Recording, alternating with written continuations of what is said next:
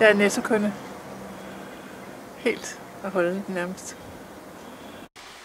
Netto har sat sig på en god bid af den økologiske kage, med ry for at have et bredt udvalg af fødevarer i en udmærket kvalitet og til en lav pris.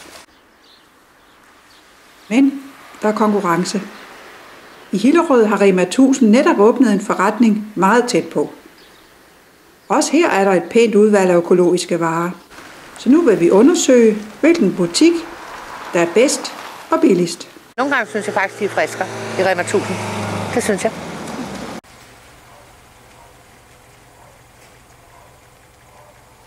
Jeg synes, de er udmærket.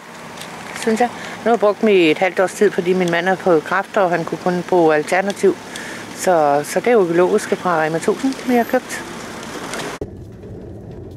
Vi køber en vognfuld med 19 dagligdags økologiske varer, hvoraf nogle er helt identiske i begge butikker.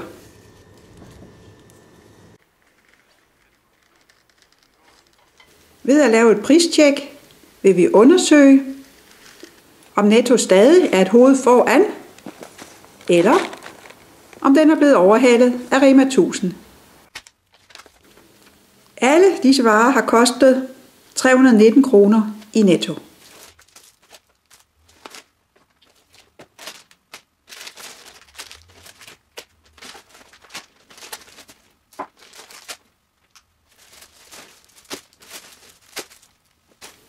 Alle disse varer har kostet 305 kroner i Rema. Vi har altså sparet 14 kroner. Det svarer til, at Rema er ca. 4% billigere end Netto. Tror jeg stadigvæk, jeg går i Netto.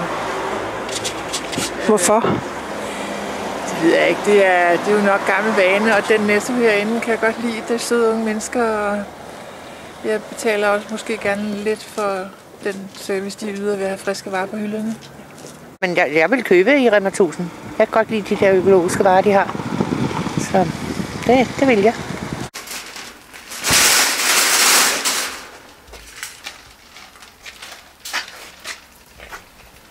Se mere om fødevare og forbrug på fooduniverse.dk. Her er du også velkommen til at kommentere indslaget.